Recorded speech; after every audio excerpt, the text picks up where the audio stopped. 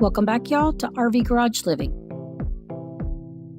Today we're going to pull out that leveling stake, the leveler, that lovely machine I love so much, and we're going to try and figure out this trench that we've been stepping over for a little while now, see if we can backfill some of it, get it packed down in there, and see what our day brings.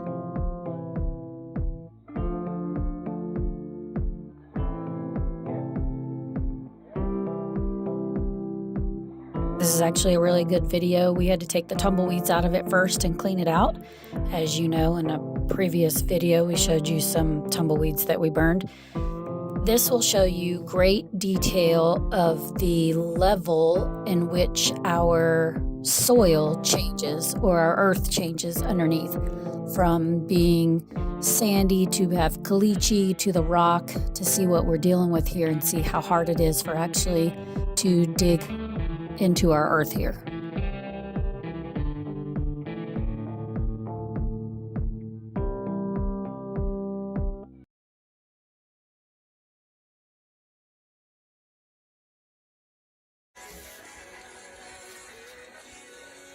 So see, that's right at about 4 feet, just from where the top of the hole is. We're gonna go probably another 5 inches above that, because it'll be to the bottom of this, right, the ground. Yeah.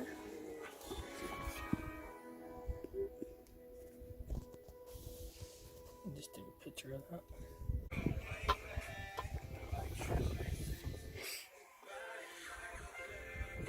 What does that say? Oh. Bottom of the 2x4. 4 foot 9 inches.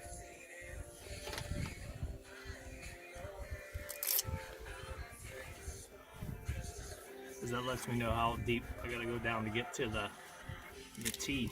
To the pipe. I'm gonna go that way. This T.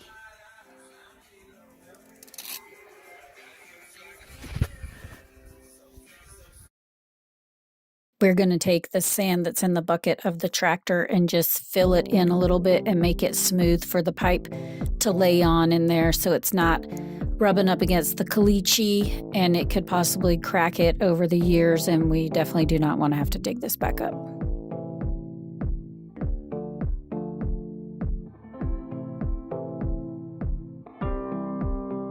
Now that we've filled it somewhat with what we think will be adequate for the sand in there, we're going to put the pipe back in the ground. I asked him if he wanted me to help him. He said no. If you all know him, he is very independent and he doesn't need help from anyone or his wife. I am someone, but sometimes he asks me. A lot of the times I have to ask him if he needs my assistance before he'll say, yeah, sure, we'll do that. But you'll see he puts the pipe back in the ground. As he's walking at me, you can tell he's 5'12", so it's a pretty deep trench, and it's as wide as he is, so he has some room to walk back and forth to, so that we need to make sure it doesn't freeze in the winter. He's also removing any rock and debris that may have fallen in from rubbing back and forth from walking around it, so that also doesn't get under the pipe and puncture the pipe in any way. This may be a better shot of the T in which we're talking about, this little T that's coming off of this pipe.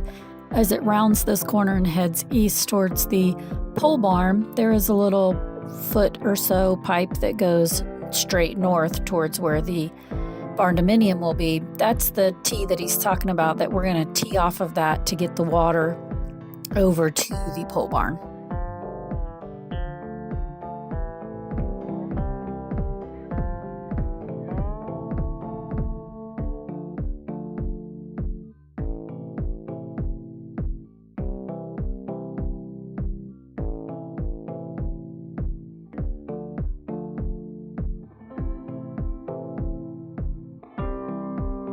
For everyone out there who is contemplating building their own house, just keep in mind that the infrastructure to said house is what takes you so long.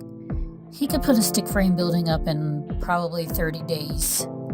If he did it all day, every day, he could probably do an entire house in 90 days with just finishing touches needed to be done. if you're going to do tile work or anything like that. However, the infrastructure, we did not realize when we bought this piece of property that it would take us the longest. And I always tell you in every video that we do prep work takes the longest. It's the thing that consumes most of your time. In my opinion, doing the infrastructure is prep work to building a house. So you have to have water and sewer and electric. That is prep work. That is your infrastructure to building a house. So if you see somebody saying, oh, we're going to build a subdivision over here, it's going to take a year or two just to do the earthwork for it, to get all the piping in the ground, make sure your water and your electric and sewer all go the same way or flow out whichever way they need to go to get to the connection.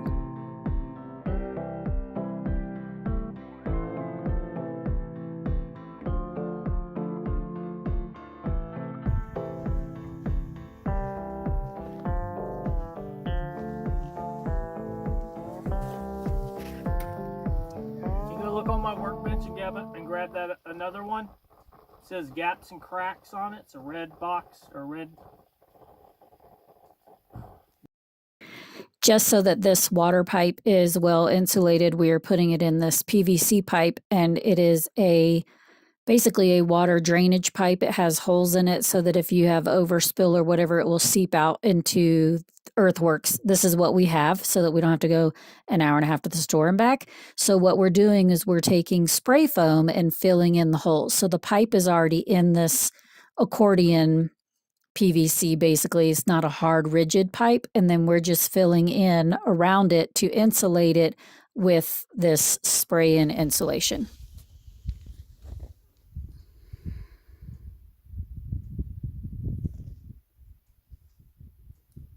See it? Yep. About 4 foot 5 inches. Yep. That's the actual pipe itself.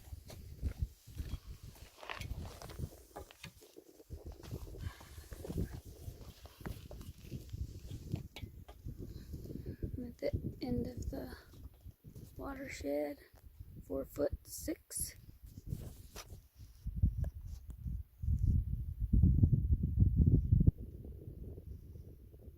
Okay.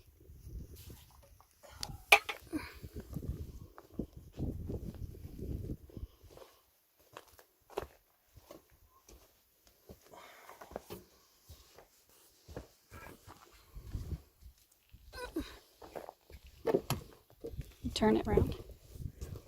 You have to move it over.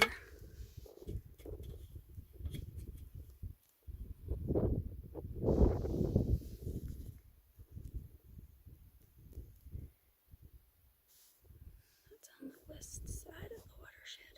Okay.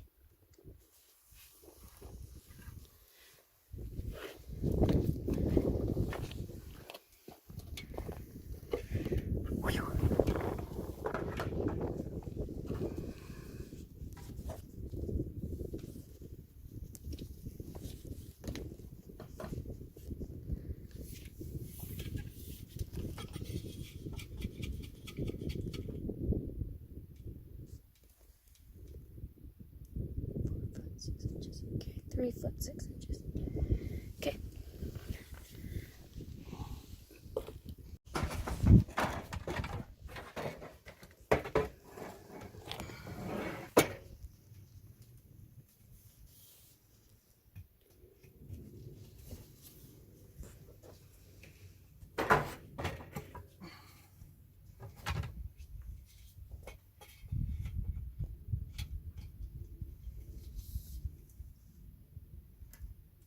Foot 9 inches. Thanks for watching. Please give us a thumbs up, share, like, subscribe, hit that bell notification so you know the next time that we post our video, and we'll catch you on the next one.